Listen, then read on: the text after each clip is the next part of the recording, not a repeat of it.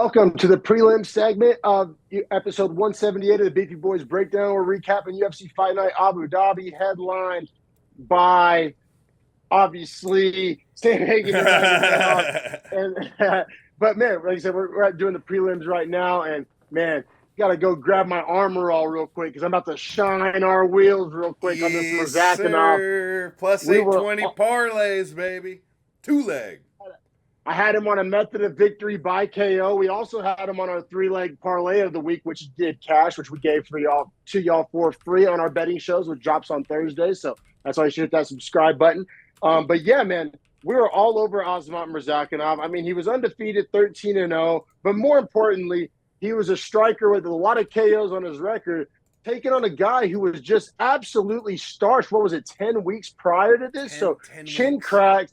At 36 years old, too. It's not like you're going to bounce back from that quickly, too. So taking on Alonzo Menifield, I mean, finished at we got him at minus 210 on the parlay on the money line.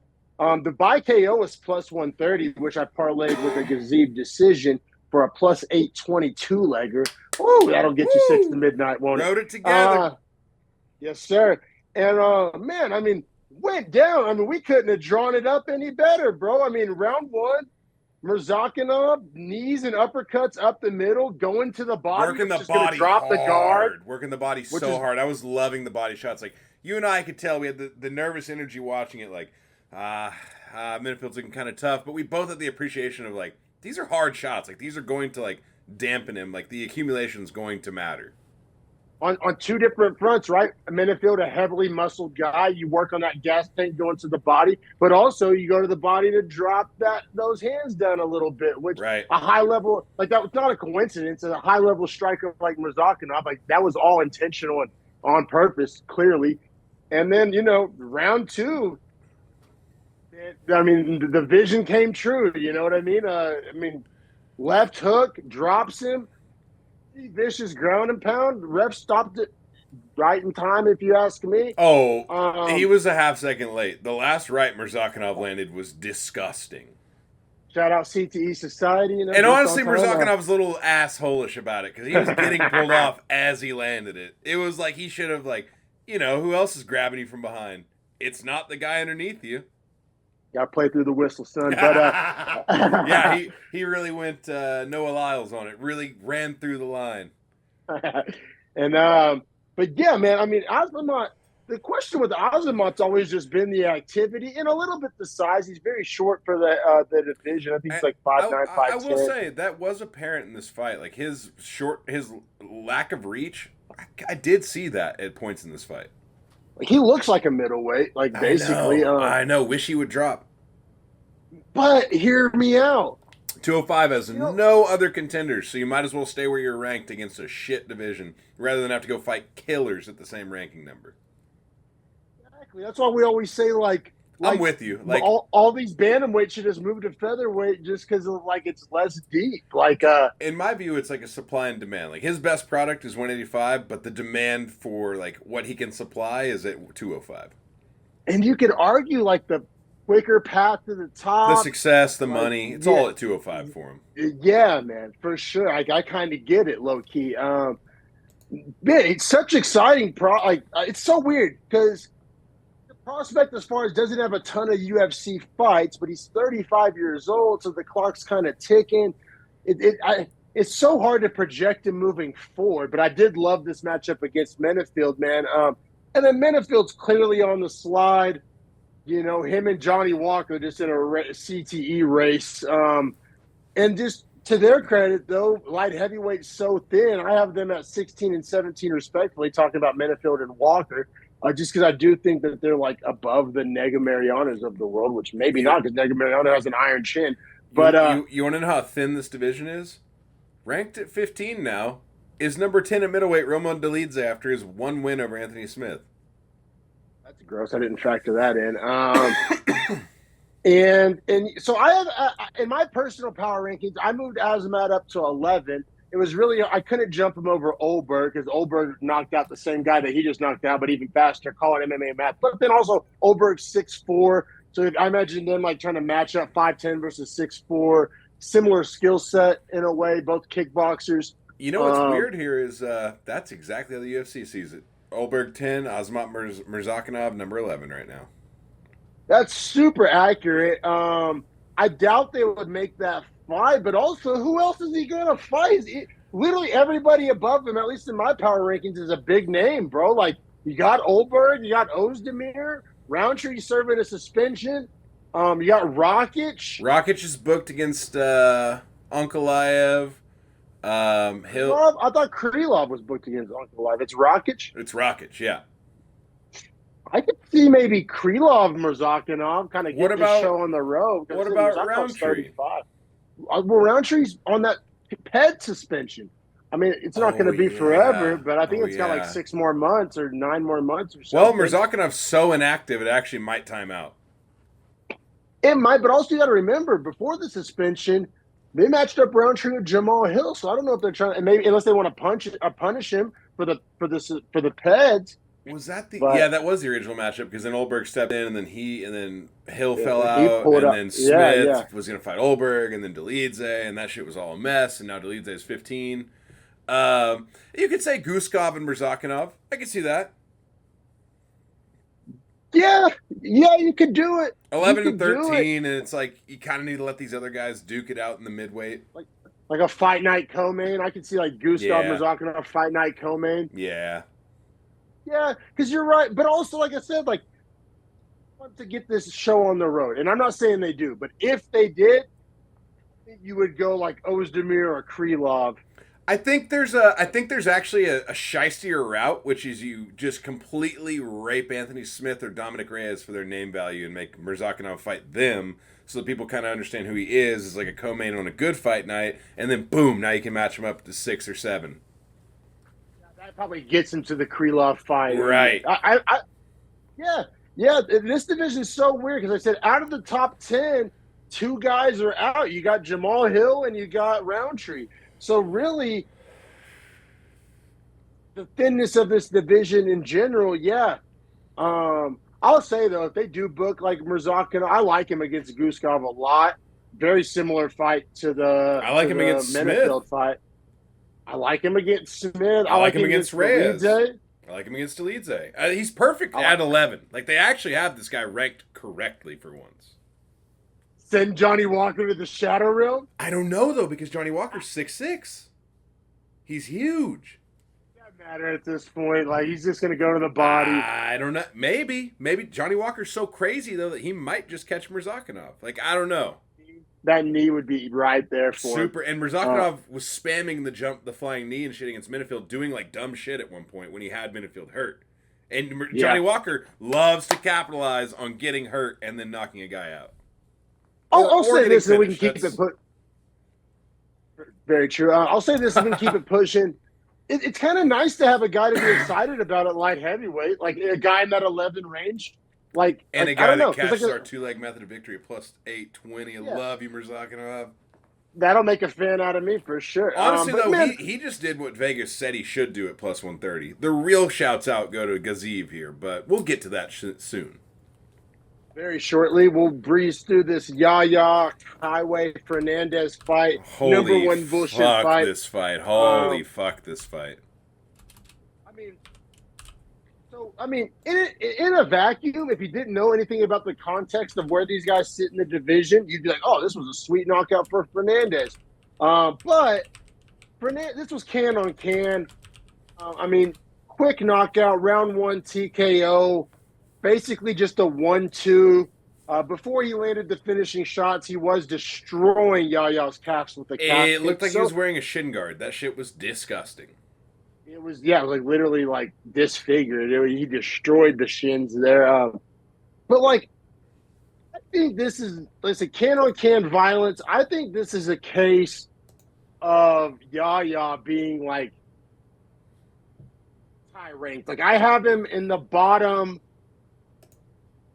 5. Bro, Yahya in the bottom 10. Yahya should not be in the UFC. Like, let's just be honest. I have him down here with the Mike Breedens and Anshul Jubilees of the world. Super bad. Like I said, this was it's not going to get any easier in this, because by comparison, I have Kaiway Fernandes at like 3. So if you're getting first round just hot knife through butter by the 83rd guy, at least in my humble opinion, Kaiway Fernandes, no world beater. I mean, yeah, like what are we even doing here? Yahya is so trash. And I'm sorry, like it's hard for me to give Kaiway Fernandes props on this just because about as easy as a fight as you're gonna get, basically the lightweight equivalent of Marnik Man. And then, like I said, I still don't I can't really put Fernandes above like a Chris Padilla or a Balaji Oki or a Yano Ashmus or a Trevor Peak or a Chris Duncan. I think he's below all those guys, and those guys aren't very good. So I just I don't want to spend a ton of time on this one. First round finish. Did he get a bonus for this? No, so I actually just went to go look that up. We've actually already got past all the bonuses, so shout out to Azamat Murzakanov, got 50K, deservedly so. Joel Alvarez definitely deserved his 50K. And these two douchebag motherfuckers, Magomedov and Oleksiejczuk, I almost feel like they got fight of the night just because Oleksiejczuk got robbed so hard.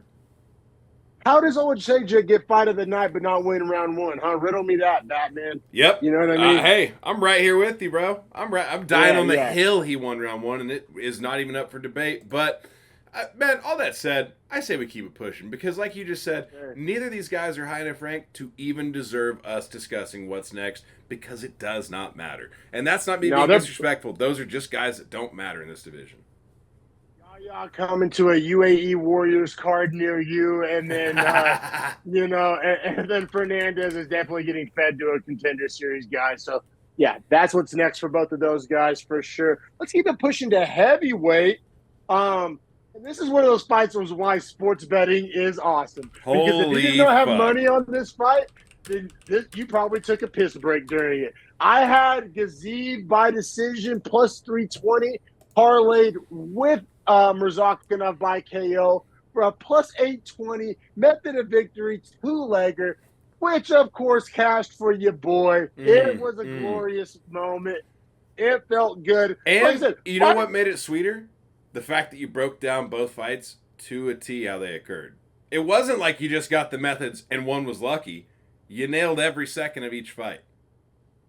Good. It wasn't even the least sweaty plus 820 parlay. The first row was a little sweaty until Gaziev heard him and then was like, oh, I'm going to take him down and just ride out on top. And then I was like, oh, sick. And then he decided to stay in half guard and not really work to pass. And I was like, oh, so sick.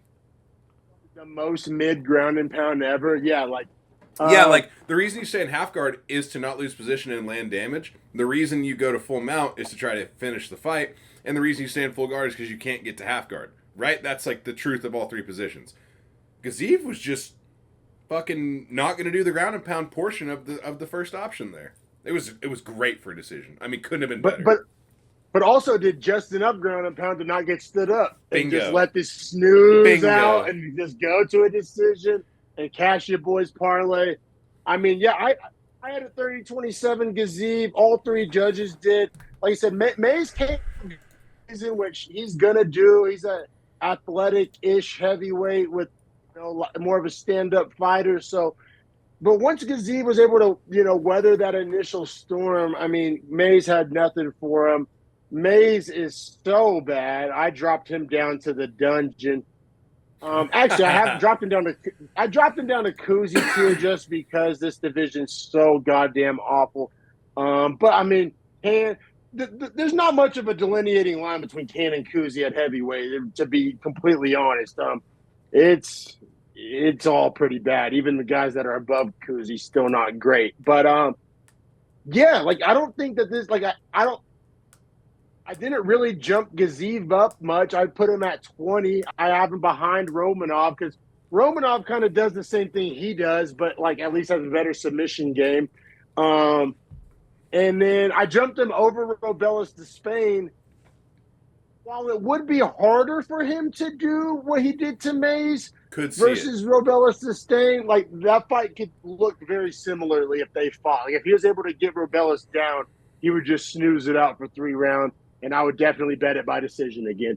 And then it would be a harder storm to weather in that first 60 seconds, like 1,000%. But once he closed that distance, I think it would look very similar to the Mays fight. Mays 6'6", Robella 6'7". I think it looks pretty similar.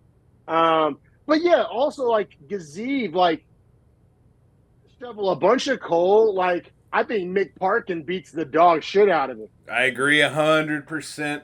I mean, we're talking about like Gaziev's a guy that like has an interesting fight with Jamal Pogues. You know what I mean? Like that's the kind of level we're talking about. So like heavyweight's just so fucking thin that we need guys like Gaziev.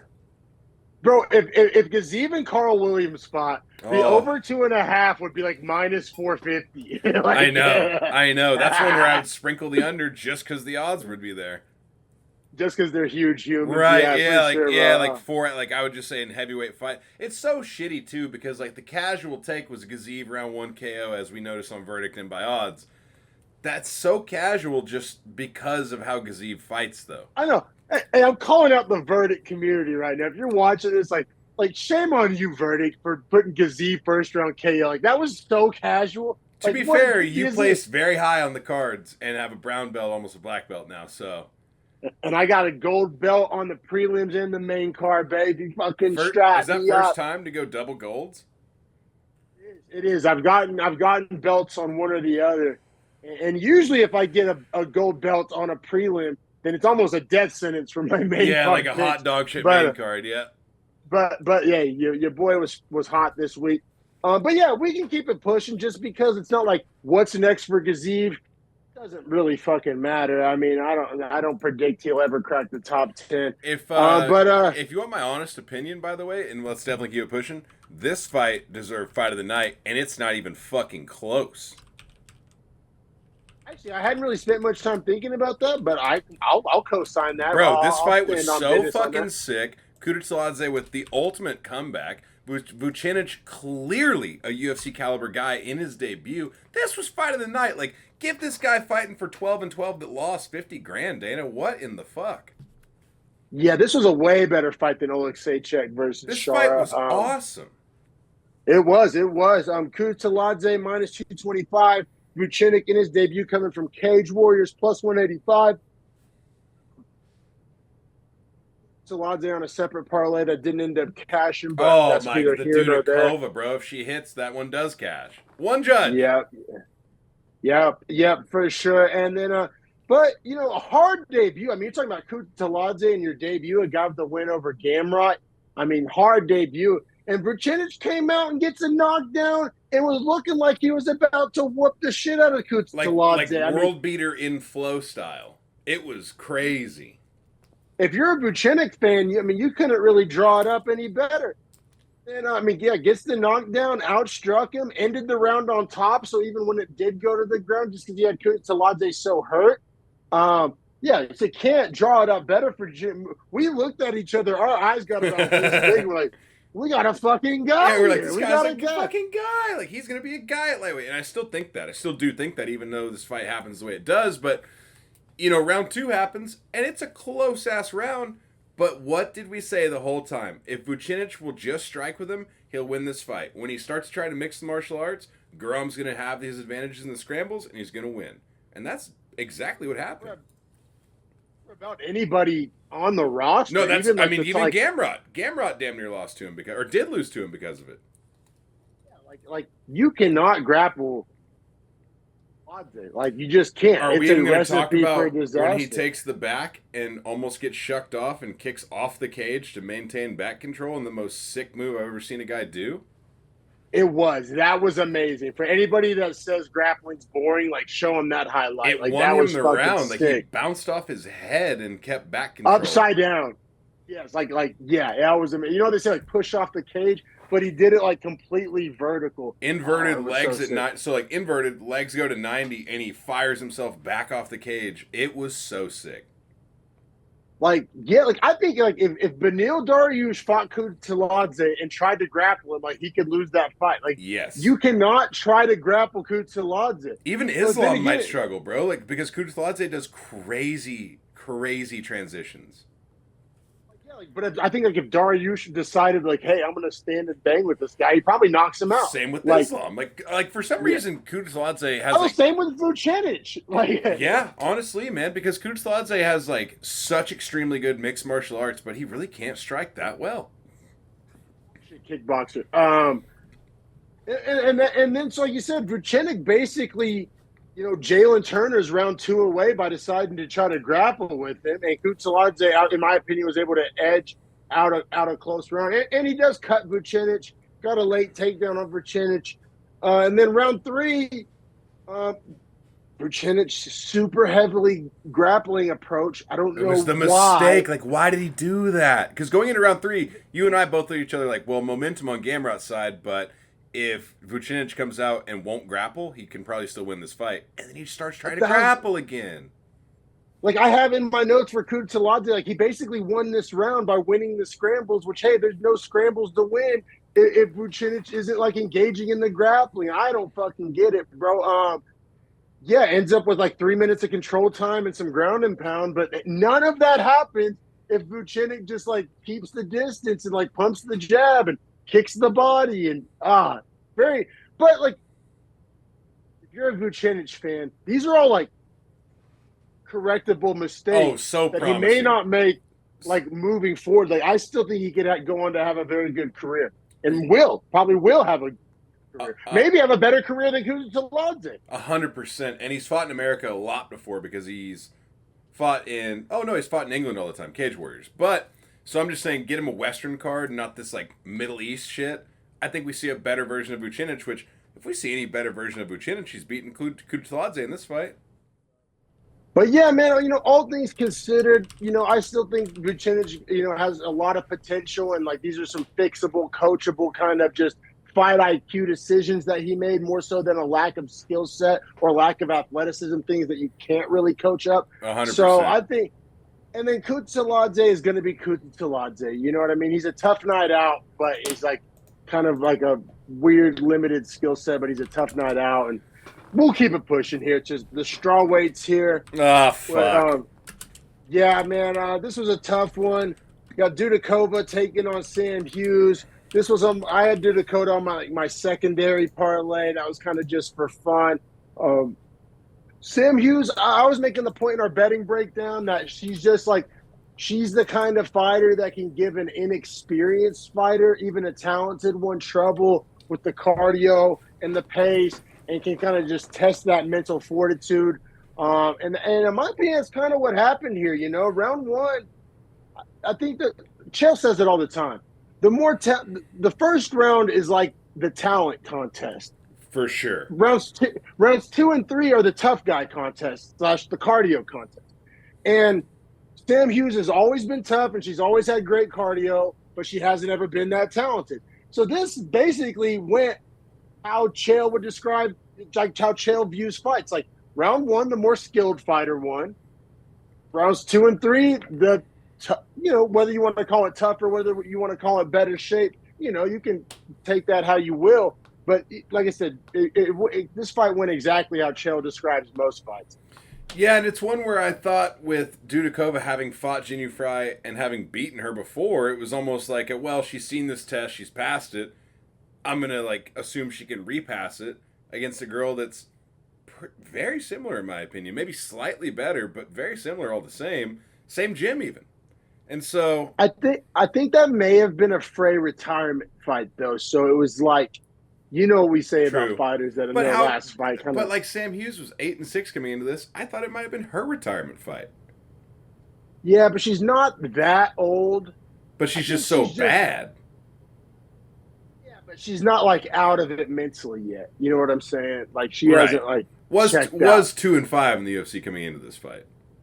Yeah, definitely no world beater. I think like an understandable fade on Hughes here for me, but it is to your point, like. Man, Dudakova won round 1. I mean, in my head, as a Dudakova bettor, I wanted her to have stolen 3. I thought Sam Hughes probably gutted it out and won 2 and 3. But I thought that 2 and 3 were reasonably close, but I still lean to Hughes in both of them.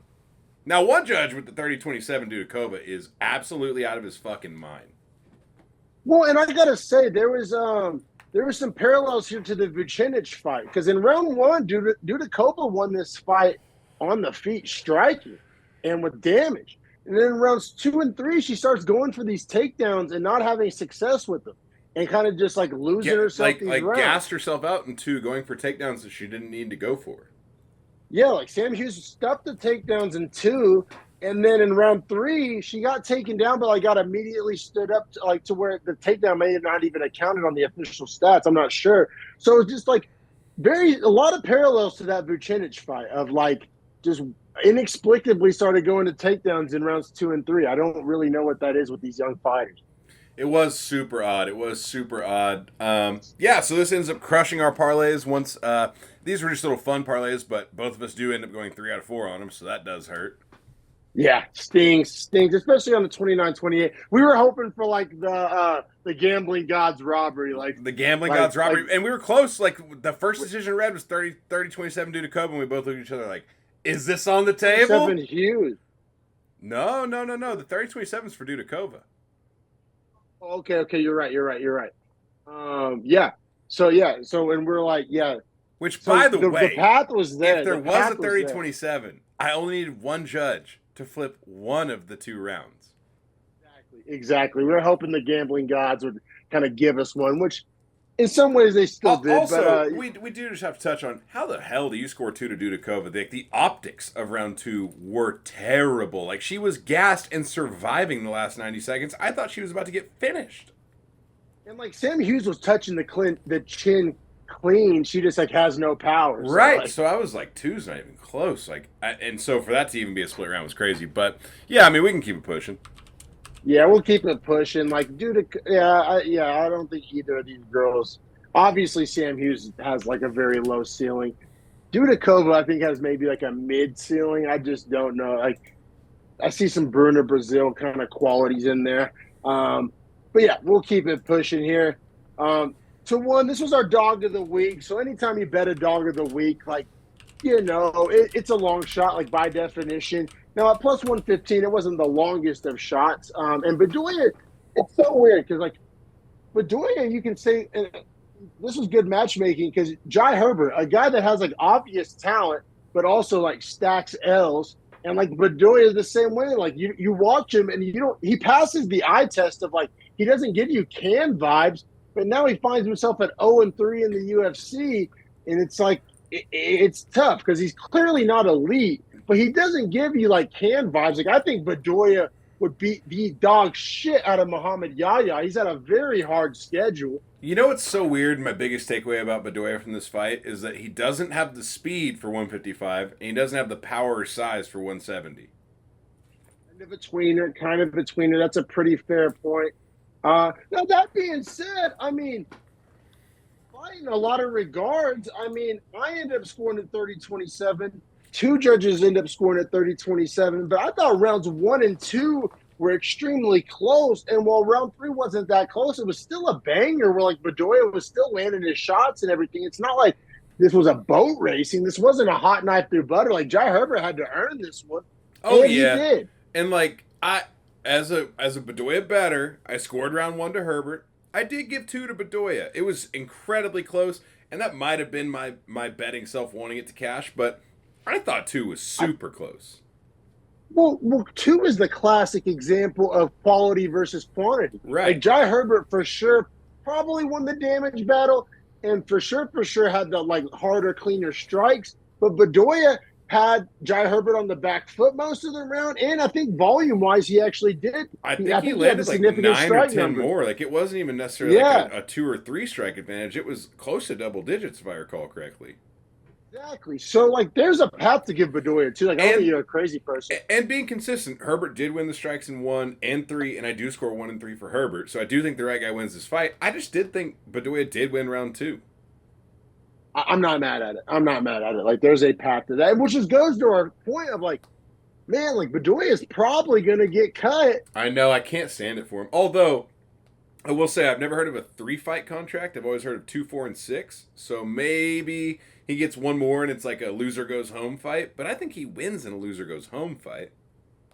Well, and we're like, this is going to be, I don't know, I guess a backhanded comment. I don't know what you want to call it, but like I can see Bedoya kind of have a Brad Katona type of career where like maybe he leaves and comes back and finds some success after fine tuning some things. Same, yeah, like, and that's what it is. He needs polishing. All of the raw attributes are there for Bedoya, including head movement. He just needs to develop his like timing, because like speed he might not have, but timing you can develop, if that makes sense. You can develop, exactly. Yeah, Bedoya, he has the heart, he has the balls, he has the chin, he has the head movement, he has. I think he has the power if he lands. He just doesn't have the time. Good cardio. Like, he wasn't gassed in 3. He was getting after it in round 3. So it's like, checks a lot of boxes. Like, not a bad fighter. Like I said, like Muhammad Yahya, same weight class, bad fighter. Right. It's like, how are Fernandes and Yahya fighting over Herbert and Bedoya, who I think are just way more UFC quality fighters? Like, Herbert and Bedoya, both of those guys, like, badly. Both of them beat both of them. Yeah, like badly. Yeah. Yeah, man, maybe we can get a Bedoya Kaiway Fernandes fight. Like, maybe we can get honestly, and I think Bedoya starches him. Now, if Bedoya got exposed in that, I would have a much different tune to be singing. Yeah, I would eat my spoonful of shit. I see a lot of things. Like, to me, if Bedoya passes the eye test, maybe I'm trying to talk myself into something, but every fight I've seen him fight, he like shows a lot of good things. He just comes up with the L. It's crazy. I couldn't agree more. I really, really, really hope they give him another fight that's like not a fucking killer.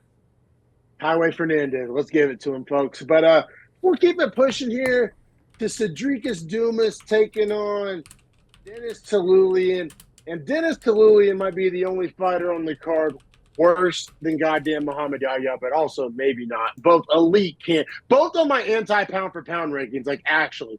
Right there with Barnick, man, Muhammad Yahya and Dennis Tiuliulin on my anti-pound for pound rankings.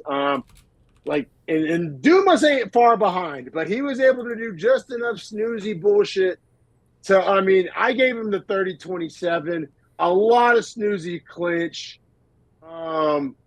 It's like he was winning the striking, but Tiuliulin basically wasn't striking at all. So, like, probably the worst fight of the night. I scored at 30-27. 2 judges scored at 29-28 and gave a third round to Tiuliulin. I'm okay with it because it was like a super just snoozy, shitty fight. And you could tell Dumas by the end of it, like, was kind of just hanging on for the victory.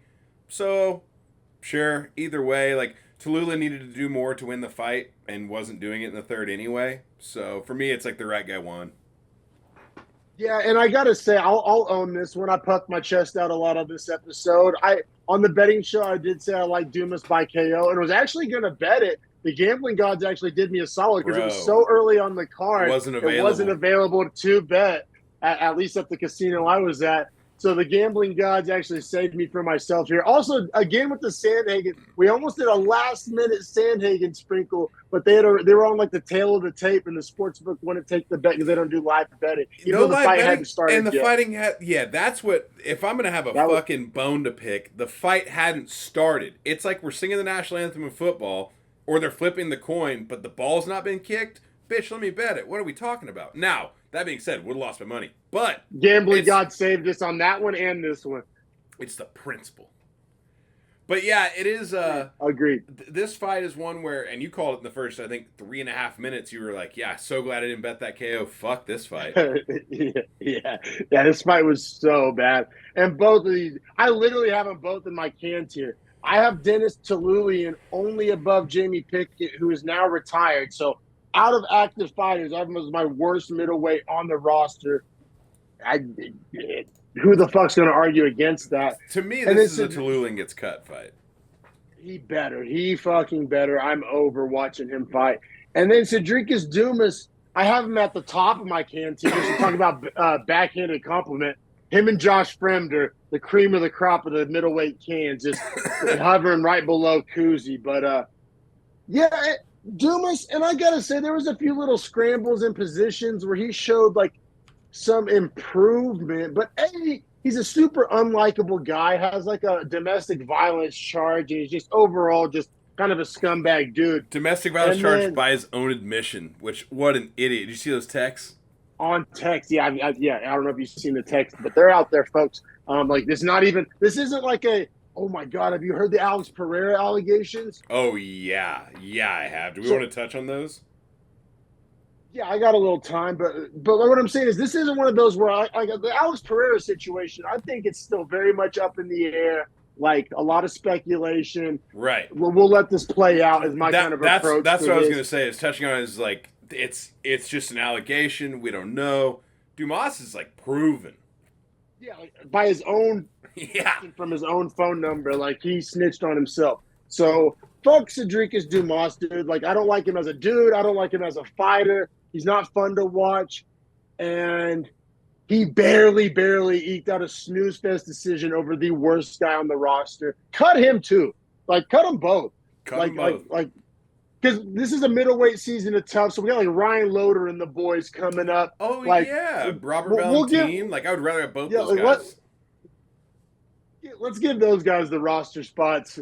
Hopefully I see a red X two red X's on UFC roster tracker coming up in the near future. Like, call me a hater if you want, and call me Kendrick Lamar. But yeah, I'm out on these dudes. But yeah, and then that wraps up the prelims, and like we'll end this episode just kind of. I mean, we're an MMA show. This is a big deal in the MMA world right now. A very suspect, but that doesn't mean she's wrong, and it doesn't mean she's not a victim. But just not the most credible person, in my opinion, coming up with some it's basically rape allegations against Alex Pereira. She's not the person the defense would call as a character witness. We'll put it that way. And it's like I'm kind of torn here because like I'm definitely not a she was wearing the short skirt so she was asking for it guy. But I'm also not the fucking believe all women bullshit. That's a bullshit too. So we got to let this play out. There's a lot of like this girl's an OnlyFans girl. This girl version of the story. So, say there's this version of the story, there's this version of the story, and everybody always says the truth is somewhere in the middle, right? So even in her version of the story, she was like, well, he already had most of his clothes off and was intoxicated. Maybe I shouldn't have gone into his bed. Like, that was in her version of the story. So that's in, like, the worst case version of the story. She's saying, like, yeah, like, I kind of put myself in a tough spot. I kind of acquiesced to the location of the action. And then even in her version of the story, she slapped his hand away a couple times, and he didn't take the hint, so I just gave into it. Shama. Like, I can just imagine. they don't speak the same language. That's my biggest thing in this whole deal, man, is he barely speaks English. And Planillo is not going to be in his bed with him when he's trying to make this shit happen. So. Dude, it's just, like I said, we're going to let this play out. And I'm not saying she's, like, for sure, like, lying, but also, like, just, I don't know if it's the most convincing version of the story, no, bro, like, I would hope, like, when I have a daughter, like, I'm going to for sure teach her, like, hey, drunk guy who doesn't speak the same language as you with his shirt off invites you to his bed. I'm not trying to fuck him. Don't go to his bed. Don't get in his bed. Like, number one, like, don't go to a private room. That's number one. Number one, you definitely don't get in the bed. And then, after slapping his hand away a couple of times, you don't just, like, give in and you disassociate. Make a big fucking deal about it. Yeah. Yeah, you fucking grab his balls and twist them. Like, if you're really trying to not get raped, like distress and duress is not a language barrier thing. Like, that's a physical reaction thing. Like, humans can tell. You know what I'm saying? I don't need to speak French to know when a French guy is in a bad spot, or French girl. And it's like, dude, like I could see Alex Pereira. Like, I'm not saying he's 1,000% innocent here. I could, with the language barrier, and maybe he had some drinks in him, and he's just he doesn't speak good English. There's some slut, basically, that's, like, getting into his bed. Yeah, like, I hate to say it, but if you even look at her TikTok, like, you're like, oh, this is a TikTok. This is a hoe girl. And then she tried to, like, there's this obvious holes in her story. She tried to say, like, I'm not even a UFC fan. There's literally videos of her UFC events. Right. She was at the Sugar Cheeto fight, the second one. And like, what's she doing there? Like, and you know what she was doing there? She pulled her tits out. That's how the first way she went viral. She went viral. She flashed her tits at the Sugar Sean Cheeto fight.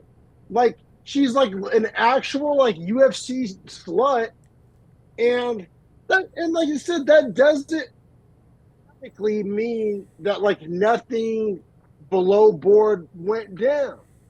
You mix in that, you mix in the language barrier, you mix in her own very shaky story. Like I said, there's this side, and then there's what the truth is usually somewhere in the middle. And like even her side is like dodgy at best. Whereas Alex Pereira's side is like, yeah, we had drinks, we went to my room, we hooked up. Like, yeah. I'm saying if the middle is in between those, it sounds like maybe she was 50-50 on it, but didn't give like the actual physical means to present that she didn't want to do that. Yeah, and like, bro, consent can get tricky even if you do speak the same language. Bingo. Like consent. That's what I go back to, bro. Tricky. It's tricky just human to human for like the actual like, do I even like, am I like the internal monologue is tricky, let alone the dialogue, and then add on that you can't speak the same language. It's damn near impossible. Like when I was playing college football, we like would have people come talk to us at the start of every semester about like the diciness of like consent and alcohol and hooking up.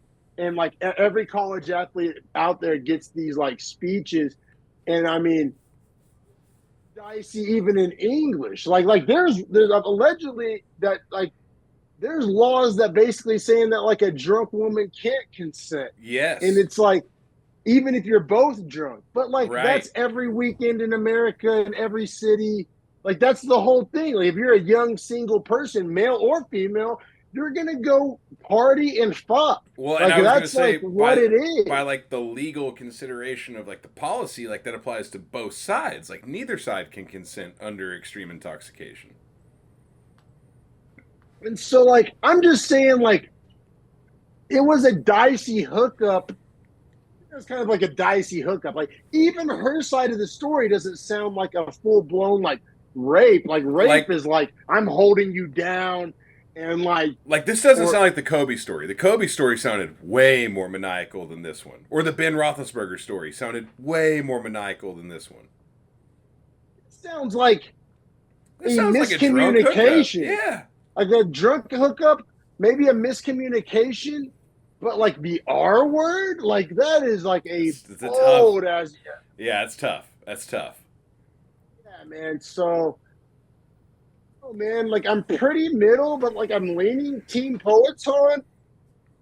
Like, and it's almost like it's weird because typically you would say like, let's let the information come to the surface and all that, but like I've heard her side of the story and I'm pretty staunchly on the innocent until proven guilty, because I think the other way of thinking, the guilty until you prove your innocence, is like what leads to like the homelessness problem. Like it's the same like thinking, like it's the same brain, right? Where you're like, you don't address the problem. You don't actually address like what the core issue was here. You just go with like what's nice for society to accept. I don't like that stuff.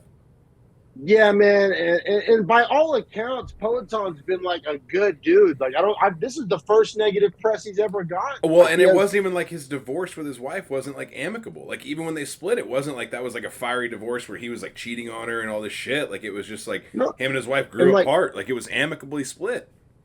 And him and Polyana Viana broke up, and they're still like cool. And she's like, that's another good point. Yeah, like he was fucking around with her for a cool like month and a half, and then they're still cool.